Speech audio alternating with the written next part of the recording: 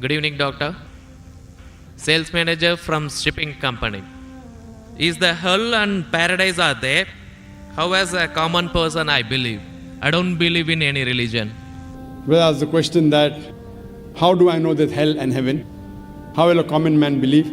I don't believe in a religion. Brother, what is the definition of religion? Religion is a way of life. How you lead your life. Many people say that, I don't mind, I'm just a human being, I'm born, I will do test and error, and I will know how to lead a life. For example, you go to a forest. You are going to a forest the first time. You don't know whether the fruits are poisonous or not. If you start eating any fruit, you may end up eating a fruit which is poisonous and you may die. What do? You ask an expert. Right or wrong? When you get sick, who do you go to, brother? When you are sick, who do you go to? Why? The doctor is an expert in treating sickness, correct? You can't say, I am a human being, I will treat myself. No. That's what the Quran says in Surah Nahl. The Quran says in Surah Nahl chapter 16 verse 43 and Surah Anbiya chapter 21 verse number 7, Fas'alu ahal zikri in kuntum la ta'lamun. If you don't know, ask the person who is expert. Similarly, to lead a life, we have to ask the expert. Now, who is the expert? Who is the expert? The person who created us. Who created us? It's Almighty God. So, we have to follow the commandment of Almighty God. If you do not believe in Almighty God, you should listen to my video cassette, Is the Quran God's Word? Where I have proved logically and scientifically the existence of Allah subhanahu wa ta'ala. If you are an atheist, are you an atheist, brother? Are you an atheist? Pardon me? Are you an atheist? No. Not an atheist. So what do you? Do you believe in God? Actually, I believe in the power.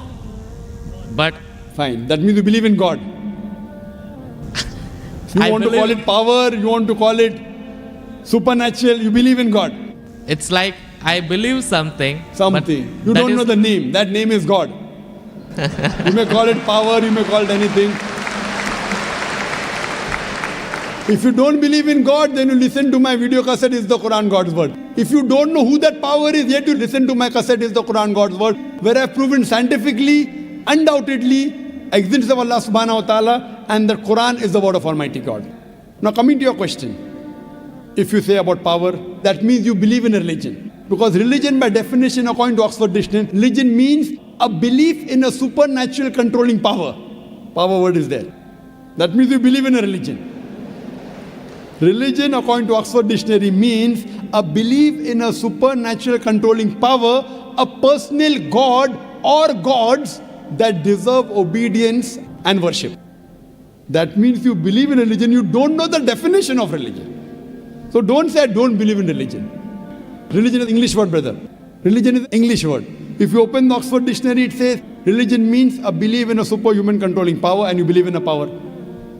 Or a personal God or God that deserve worship or obedience. To know more about that power, you see my video because it is the Quran God's Word. Now coming to your question, basic question, how will I prove that there is hell and heaven? Now if you hear my video cassette, I have proved many scientific aspects in the Quran. If you use science to the Quran, what we come to know that whatever the Quran has said today, 80% can be proved to be 100% correct scientifically. Quran speaks about various scientific facts, which we came to know recently.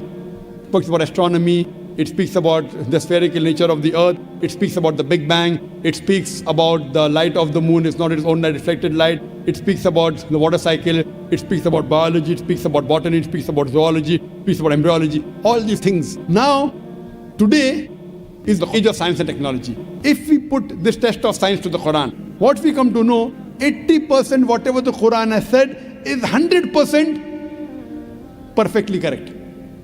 The balance 20% is ambiguous. Neither right, neither wrong. Out of that 20%, not even 0.01% has been proved to be wrong by scientific fact. It is ambiguous. So what my logic says, when 80% is 100% correct, and not even 0.01% of the 20% is proved wrong, so my logic says that inshallah, even that 20% will be correct. It's a logical belief. I being a medical doctor, Quran speaks about astronomy, embryology, genetics, everything perfect. Then you ask me, brother, you being a doctor, you believe in hell? heaven? You believe in jinn? You believe in life after death? So my logic says, inshallah, even the other 20% in the Quran, which science hasn't reached up to that level. Science cannot prove it. Maybe science will prove 50 years later or 10 years later. But today science hasn't reached that level. So in this way, I believe whatever 20% which science hasn't proved to be right or wrong, inshallah even that will be right. This is one way to prove about hell and heaven. There's another way, simple way, without reading Quran. Brother, I am asking a simple question. Is robbing good or bad? Robbing is good or bad? Robbing is bad. Bad. Yeah. Raping a girl is good or bad? No, bad. Bad. Okay, now I am asking you a question. Logically, I suppose happen to be the biggest mafia. Hypothetically. I am a big robber. You prove to me logically and scientifically. I am a very logical person. I am a scientific person. I am a logical person and scientific person. You prove to me why robbing is bad for me and I will stop robbing. Only one reason you give me, one good reason why robbing is bad for me and I will stop robbing. It hurts others. It hurts people. It hurts others. What difference does it make to me? If it hurts, if I rob 1,000 riyal, it is benefiting me. I can see movie. I can go to a 5-star hotel. What difference does it make whether it hurts others? Does it hurt me? I told you, prove to me why it is bad for me, not for others. I am least bothered about the others. Why is it bad for me? When I am robbing 1,000, if it hurts him, no problem. What difference does it make to me? If it hurts somebody else, does it make a difference to me? I can enjoy, I can see movie. I can eat chicken biryani. I asked you, give me one logical reason why it is bad for me, not why it is bad for others. I am a big mafia. I am powerful. I am a scientific person, logical person. Prove to me one good reason, logical, why robbing is bad. I will stop robbing. Come on. Another try, brother. Another try. One more try. Why it is bad? No answer. No answer. Try. There are 20, 30 reasons, 100 reasons you can give. Actually, as you said, the religion means the way of life. Not religion. Why robbing is bad? Tell me. Don't go to religion. No. I'm coming to the point. No, not point. First tell me why robbing is bad. We'll come back to your point afterwards. I'll come to your point afterwards. When that is the way of life. Not way of life. Tell me why robbing is bad according to you. Why it is bad for me, I will stop robbing. Up to me, it hurts others. So, but what difference does it make to me when it hurts others? Does it hurt me? Of course, why it is bad for me, not why it is bad for others.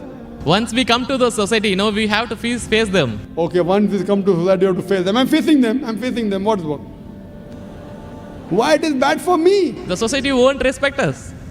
What difference does it make whether respect or not? I can eat chicken biryani. I can go and see a movie. I can go to a 5-star hotel. What difference does it make to me if society respects or not? Imagine someone respects society. The poor person doesn't have food to eat. He'll be happy? No. You require food to eat or not?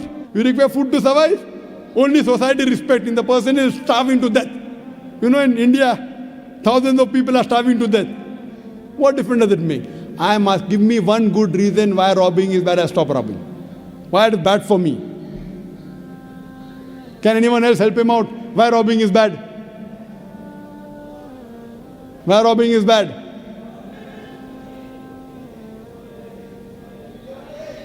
There are various answers. I'll help you out. You may say, police will catch you. Good logical reason. Police will come and catch you. Correct, right or wrong? Correct. But you didn't give I'm helping you out. But brother, I told you I'm a powerful mafia. The police is in my pocket. Ministers are in my pocket. Big mafia. See, all the top mafia, the police is in the pocket. They are on my payroll. The police is on my payroll. What will they catch me? Small robber like you should not rob. You will get arrested. I'm a top mafia. The police is on my payroll. Even the ministers are on my payroll. They are in my pocket. So small robber like you should not rob. Big mafia like me can rob. Another reason, I'll help you out. Maybe somebody will come and rob you. Yes. No one can rob me because I've got 100 bodyguards. All of them hiding behind the stage. Bodyguards. Small robber robs, somebody will rob him. No one can rob me because I've got bodyguards. Hundreds of bodyguards with AK-47. So logically you cannot prove at all why robbing is bad. With all your science and technology, you cannot prove robbing is bad. So shall I take it in that way? It is to make people fear that, if you do wrong things, then when you die. What wrong thing? Where is robbing wrong? First you prove it is wrong, na? Where is robbing wrong? You haven't proved to me robbing is wrong. When you prove robbing is wrong, then you can say don't do wrong things, na? Therefore, what is good, what is right, you require a creator to tell you. You require a doctor to tell you what food is good, what food is bad. This fruit is poisonous, this is healthy for you. Apple is healthy for you, wild berries are poisonous for you. A doctor tells you. There's no better doctor than Allah subhanahu wa ta'ala. Logically speaking, brother, that mafia has got bodyguards. No one can harm him. And believe me, there are many examples. He dies a very comfortable death. But I am asking a simple question now, brother. Don't you think that there should be justice? Brother, Yes. justice. Someone should punish him or not. Law is there. But the law cannot punish every human being here. Why? There are many mafias in Italy. There are many underworld people in India. And the law can't do anything to them. The law is in their pocket. But yet, you as a common man, don't you think you should be punished? Raping is good or bad? There are many people who rape. They rape the girls. No, nothing. The law cannot catch them. So don't you think he should be punished? Yes or no? Yes. But there are many people you see in this world who are big mafias. They die comfortable, they are rich, they are millionaires. There should be some justice. The reply is given by Creator. Surah Al-Imran, chapter number 3, verse number 185. Allah says, Kullu nafsin dhaikatul maut. Every soul shall have a taste of death. But the final recompense will be on the day of judgment. This life is just mere chattels of deception. If there is no life after death, this life is of injustice. What we say that the total justice would be on the day of judgment. Our Creator Almighty God will give justice. I tell the person, fine, you may be a big robber. For example, you are that mafia, now I am a Muslim. No one can harm you. Police is in your pocket. Then I ask you, justice is required? Yes. If someone robs you, no one can rob you, agree. But don't you feel there should be justice? There are many robbers, there are many evils, there are many criminals who go scot-free. Unless there is life after death. You cannot prove robbing is bad. You cannot prove raping is bad. Unless there is life after death, no humanity, no book on humanity, no Mother Teresa, no Mahatma Gandhi can prove robbing is bad without the concept of life after death. Because I am asking you a question.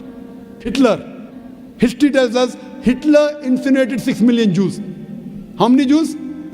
6 million. 6 million. Suppose the law catches Hitler. What punishment can you give Hitler so that you can compensate for he has burnt 6 million Jews alive?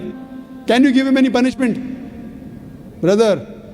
We have to put him in jail till his life death. Okay, will it be equivalent to burning 6 million Jews? Is burning better or putting in jail better? It's burning is, of course. So maximum you can do is burn him alive. But that will be equal to 1 out of 6 million. What about the remaining 5 million? 999,999 people. What about that? What justice is your Lord going to do? But the Quran says in Surah Nisa, chapter number 4, verse number 56, as to those who reject our signs, we shall cast them in the hellfire, and as often as the skins are roasted, we shall give them fresh skin so that they shall feel the pain.